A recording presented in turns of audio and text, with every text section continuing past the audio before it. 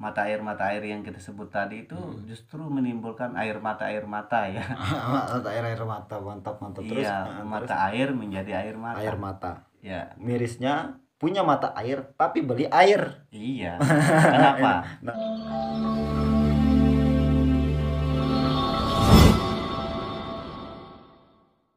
Oke, assalamualaikum warahmatullahi wabarakatuh. Salam lestari. Warahmatullahi wabarakatuh. Lestari. Oke, malam hari ini kita bincang-bincang ya, bincang-bincang ngidul lah istilahnya begitu, ngobrol ngidul ya. Iya, malam hari ini. Sebenarnya kita membual lah, tapi membualnya bermanfaat, dan kebetulan malam hari ini Abangda Saiful AMA, seorang ya pendobrak Lombok Timur begitu ya, di bidang lingkungan. Di bidang lingkungan, dan beliau pemerhati lingkungan ya, pemerhati lingkungan. Beliau sangat dikenal dengan nama Epul Gawah ya, karena memang prestasinya di bidang lingkungan juga udah banyak terbukti kita lihat. Cuman malam hari ini juga kita sedikit diskusi terkait dengan terkait dengan masalah lingkungan baik itu masalah sampahnya, masalah kehutanannya, terus dan yang lain sebagainya begitu. Dan jangan lupa untuk like, comment, and share channel kita di Epul Gawah ya.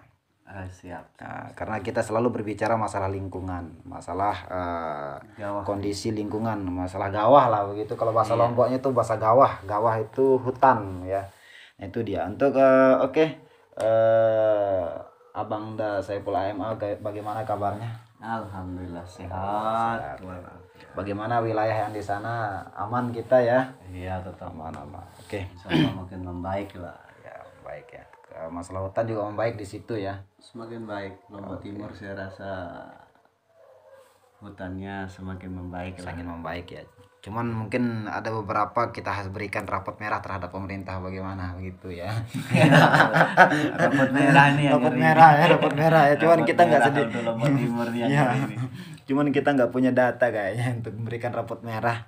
Tapi insya Allah malam hari ini kita akan mendapatkan solusi-solusi dan mendapatkan informasi-informasi terbaru dari Abangda kita, dari Abangda Saiful AMA terkait dengan lingkungan ya. Oke, Abangda, sedikit dari biografinya ya. Kita harus tahu lah biografinya dari Abangda ini. Sebagai pemerhati lingkungan itu sejak tahun berapa? Udah berapa tahun lah begitu mas saya? Kalau resminya sih belum lama ya. Tapi kalau mulainya emang kita lahir di pinggir hutan. Kita lahir di sana, besar di sana, dicarikan makan oleh orang tua di sana, kita nyari makan juga di sana, di hutan itu sendiri. Tapi tidak jadi orang hutan lah ya. Ya enggak lah, tapi ya. Tidak sama, tapi enggak jauh beda ya, saya rasa. Jadi orang hutan cuman enggak sama. Enggak sama, tapi enggak jauh beda ya. Sama-sama nyari makan di sana maksudnya ya. Nah, terus terkait dengan pendidikan Abangda sendiri, menamatkan strata 1 atau hanya cukup di SMA aja gitu? Oh, saya di SMA juga, saya di paket C saya. Saya pendidikan terakhirnya di IAIH-NW Anjani ya. Oh ya, IAIH-NW Lombok Timur. Iya. Oh iya, berarti kita satu alumni kalau begitu ya. Iya, mungkin nggak saling kenal. Nggak saling kenal. Karena saya tetap muda. Oh, Abangda dulu lulusan tahun berapa? D3 berarti ya? Iya, jadi yang kalau lulusan saya di IAIH-NW Lombok Timur atau sering disebut dengan NW Anjani itu. Jadi saya terakhir itu menjadi angkatan yang muda. Iya, kalau D2 kan angkatan muda. Oh, angkatan muda. Jadi kalau S1 kan udah tua gitu. Jadi tetap muda. Iya. Itu sebenarnya. Berarti selesainya D2 dulu tahun berapa? Sekitar tahun 2005 ya. Oh, itu udah beda jauh dari saya. Berarti beda 13 tahun lah. Saya 2018. Iya. Nah, itu kalau di pendidikan formalnya. Ya, formalnya. Nah, sementara kalau pesantrennya saya tamat di Ponpes Darul Falah Pagutan Mataram. Oh, Mataram. Berarti pengalaman sudah banyak begitu. Terus mulainya untuk apa namanya, ini terkait dengan lingkungannya, mulainya untuk fokus kepada lingkungan dan belajar terhadap lingkungan di usia berapa gitu. Kalau usia sih lupa ingat, seperti lagu kuburan ya. Lupa. Nah, jadi mulainya sih aktif di situ, kumpul sama teman-teman muda itu sejak tahun 2002 ya. Tahun 2002 kita sudah mulai sih ngumpul, karena kan memang kita riskan terkait dengan lingkungan yang ada di tempat kita. Itu sih awalnya. Secara pengkaderan baik di Sispala, di Mapala sih enggak. Tapi karena memang lingkungan lah yang membentuk karakter kita. Tapi di beberapa informasi saya lihat Abangda pernah jadi artis Lombok. Oh, pernah. Jadi pernah jadi artis Lombok sebagai vokalis kalau nggak salah itu. Apakah itu benar itu ya? Benar. Informasinya itu ya. Ada di album kita namanya The Plocok. Plocok. Ada The Nine Star atau Bintang 9, ada di Karya Band. Terus di beberapa albumnya itu apakah ada di situ musik yang berbau lingkungan? Sekitar beberapa musik, sekitar 3 ada. Tapi yang 50% sih religi ya. Selain itu ya umum lah. Cinta lah apa gitu. Oke. Hanya sekedar itu ya untuk biografi dari Abangda Saipullah MA. Sekarang di LSM, Lembaga Laut Nusantara ya. Iya, ini lembaga kedua yang kita dirikan. Oh, yang pertama apa namanya? Yang pertama itu namanya LP2H NTB. Oh, LP2 NTB. Yang kedua Alam Nusantara. Alam Nusantara. LP2 NTL apa? LP2H NTB. LP2H NTB itu masih dia seletingan dengan LAN lah, maksud saya pemerhati lingkungan juga itu. Iya, itu LP2H itu kita dirikan tahun 2012. Dan perjalanan 3 tahun, kena di situ kan ada di ADRT kita setiap 5 tahun ya sebenarnya. Setiap 5 tahun itu ada pergantian upgrading kepengurusan. Upgrading pengurusan ya. Nah, tapi sebagai pendiri dan pembina sih saya 2 orang. Saya sendiri sama ketum yang sekarang, ketua umumnya yang ada di sana ya, di Pringgesele kantornya. Nah, sekarang LP2H NTB sedang kerjasama dengan Pemda Lombok Timur terkait pengolahan sampah organik.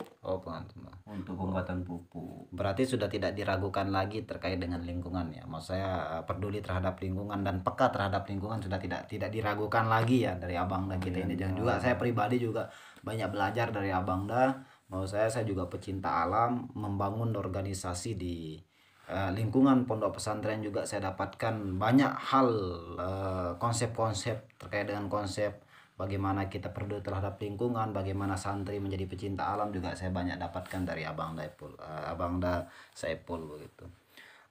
Oke, baik, ini sangat urgent sekali sih memang kita beberapa bulan terakhir, bahkan beberapa tahun terakhir yang seperti kemarin di tahun 2019 kalau nggak salah itu, ini terkait dengan masalah debit air yang ada di Kabupaten Lombok Timur. Mungkin Abangda sendiri ya bisa memberikan kita update informasi terkait dengan masalah air ini. Nah, cuman yang saya di sini untuk mempertanyakan lah begitu, karena beberapa kita di pecinta alam ini resah dengan hal ini. Maksud saya dari pemerintah sendiri, mohon maaf disclaimer lah, maksud saya bukan kita mengejas bahwa pemerintah tidak peduli terhadap ini, mungkin karena mungkin saya pribadi, maksud saya tidak pernah melihat begitu, atau di teman-teman yang pecinta alam yang lain mungkin pernah diperhatikan, tapi kalau saya pribadi khususnya di pecinta alam yang ada di santri di Nahdlatul Ulama Anjani Lombok Timur ini tidak pernah melihat dari responsif pemerintah terhadap lingkungan ini. Dan yang pertama saya pertanyakan dari Abangda ini terkait dengan kepedulian pemerintah terhadap mata air yang ada di Kabupaten Lombok Timur ini. Jadi untuk menjawab itu mungkin ada beberapa sampel ya. Kalau kepedulian pemerintah khususnya Pemda Lombok Timur sih belum terlihat maksimal ya. Berarti udah ada, maksudnya pedulinya ada tapi belum maksimal. Ada pedulinya tapi seolah-olah nggak peduli gitu. Peduli sih tapi seolah-olah nggak peduli. Maksudnya tidak sesuai tuntutan daripada keinginan pemeliharaan mata air itu sendiri, dari pelayanan, dari perhatian Pemda kepada mata air. Nah, jadi tadi disebut misalnya gawar gong, apa di sana? Mayung polak. Nah, mungkin saya tambah ada mencerit, ada loang gali, ada aikoak, ada kedatu namanya di Kemengkerang. Ada lemor. Ini kan mata air super besar sebenarnya. Nah, tapi kita analisis sekarang, kita lihat akhir-akhir ini dari mata air yang kita sebut tadi itu justru menimbulkan mata ya. air mata, mantap terus. Iya, mata air menjadi air mata. Bahkan mirisnya punya mata air tapi beli air. Iya. Kenapa? Kenapa? Ini biasanya kan air itu dia kan di bawah, di permukaannya tentunya di bawah.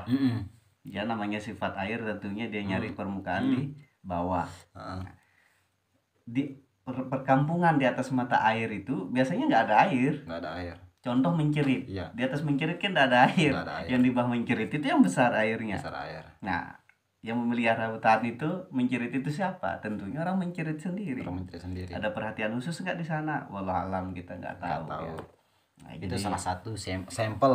Iya. Dan salah satunya juga ada di Loang Gali, terus yang ada di Lenek Duren. Lenek Duren mana? Maksudnya Lenek Duren kan nggak ada air di situ, bahkan bisa kita bilang desa penyanggah lah, maksudnya kan desa penyanggah.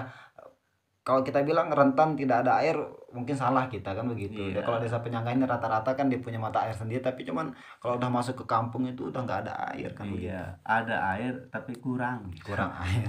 Taruh misalnya sekarang aikoak. Atau mata air yang ada di Maluku Utara di Toya itu kan dari Taman Nasional Gunung Rinjani ya. Itu di bawahnya Desa Iprapa. Tapi Desa Iprapa sendiri apa besar airnya? Enggak. Kan orang yang memanfaatkan air aikoak misalnya yang begitu super besar. Mohon maaf kenapa sering saya ulang-ulang mata air aikoak. Aikoak mungkin nggak ada yang membomingkan karena di situ bukan tempat wisata. Tetapi kalau mata airnya berani diadu sama Loang Gali, sama mencerit, sama mana, mata air besar. Titik lokasinya di mana? Di Maluku Utara namanya. Oh iya. Terus. Di Maluku Utara. Bahkan air di situ tuh dimanfaatkan sampai ke Kecamatan Wanasaba. Saking besar mata air itu. Tapi apakah ada hutannya hari ini? Tidak ada. Pemerintah peduli di sana? Tidak ada. Nah, ini kan sebenarnya riskan kita kemudian hari. Terus tahun 2021 kemarin saya lihat ada juga pohon yang sudah tua, yang sudah tumbang sendiri ya. Itu udah pohonnya berkurang sekali. Kita tidak tahu, mungkin 3, 4, 5 tahun yang akan datang wallahualam bagaimana nasibnya ikoak kan. Nah, ini juga sebenarnya kita riskan. Bagaimana mata air ini kepedulian pemerintah jangan setengah dong di sini. Karena ini adalah sumber kehidupan ya. Sumber kehidupan. Kalau nasi mungkin kurang, bolehlah. Bisa kita lambat nyari. Tapi kalau air, emangnya bisa. Apakah ada pengaruh-pengaruhnya terhadap perusahaan-perusahaan air yang ada di Lombok ini, sehingga tidak ada pemerhatian pemerintah terhadap beberapa sumber mata air yang ada di Lombok Timur ini? Justru perusahaan air yang ada di supaya dia laris lah, kalau mau kan begitu. Apakah bisa dikatakan seperti itu? Perusahaan air yang ada di Lombok bagi saya apa ya? Itu menarik sebenarnya. Tetapi ya namanya usaha kalau itu ya. Nah, cuma kalau saya di sini menggarisbawahi perhatian pemerintah kepada mata air. Apakah ada yang pautnya, maksudnya kan begitu, supaya perusahaan-perusahaan air ini tetap ada walaupun di sini juga udah mata airnya, tapi sengaja enggak diperhatikan atau bagaimana sih? Karena kalau kita sekarang misalnya menyoroti perusahaan air, saya dengar sih kabar ya. Jadi nggak sedikit juga dikeluarin dana untuk bisa mengemas air itu. Jadi nggak sedikit ya. Saya dengar sih minimal 600 juta, minimal 700 juta. Entah kemana juga kita nggak tahu kan. Nah, dalam artian ya kesitunya saya kurang paham ya. Nah, cuma saya bagaimana pemeliharaan mata air aja. Kalau perusahaannya saya kan nggak backgroundnya di situ ya. Backgroundnya di mata air yang saya lihat. Maksudnya kan apakah apakah pemerintah lebih pro terhadap perusahaan ini atau kepada masyarakat sendiri kan begitu. Maksud saya udah jelas nih, kita tahu kan beberapa sumber mata air yang ada di Lombok Timur, khususnya di Lombok Timur ini. Bahkan mirisnya seperti yang saya katakan tadi, itu punya mata air tapi beli air. Nah, begitu. Iya. Jadi lagi sekali seandainya pun banyak perusahaan air, kalau di saya sih nggak ngaruh gitu. Justru bagaimana semakin banyak perusahaan air ini, ayo dong perusahaan air, para perusahaan air jangan menjadi pengerusak air gitu kan. Jadi bedakan antara perusahaan air sama perusahaan air. Kenapa saya katakan ada yang perusahaan air, ada yang perusahaan air? Perusahaan air ini kan bahaya juga. Dalam artian seperti nebang pohon, ini kan perusahaan air. Seperti tidak peduli terhadap pohon misalnya, tidak peduli terhadap penghijauannya. Ini kan perusahaan air ini. Kalau perusahaan air saya rasa di saya pribadi ya, nah tidak masalah. Tapi ayo dong perusahaan air bantu kita supaya air banyak kan begitu. Itu digaris bawahi. Nah, saya kembali lagi terhadap tadi pertanyaan Bang Hatta ya. Atau saya panggil Bung apa Bang? Bebas lah. Iya, saya panggil Bung Hatta aja lah biar ada nuansa nasionalis. Ya. Jadi seperti pertanyaannya Bung Hatta tadi, bagaimana respon atau kepedulian pemerintah terhadap mata air? Bagi saya, lagi sekali saya ulangi jawaban saya yang tadi, dia peduli tapi seolah-olah tidak peduli. Nah, dari dasar mana saya mengatakan seperti itu? Yang pertama, hari ini kita lihat banyak mata air yang belum direboisasi. Nah, mohon maaf, ada salah satu sumber mata air di Aimal itu seolah-olah nggak ada pohonnya. Iya. Nah, ya paling enggak kan di sekitaran itu seperti Dulanggali Menjerit kan ada pohon, ada hutannya. Nah, ini bagaimana cara pemerintah supaya paling enggak di sekitaran mata air itu adalah mungkin 1 atau 2 hektar itu menjadi ibaratnya pohon penangkap air atau penampung air. Jadi bukan bak air itu sebenarnya berfungsi. Karena yang menampung air itu pada hakikatnya adalah pohon. Nah, bagaimana kita hijaukan aja ini gitu.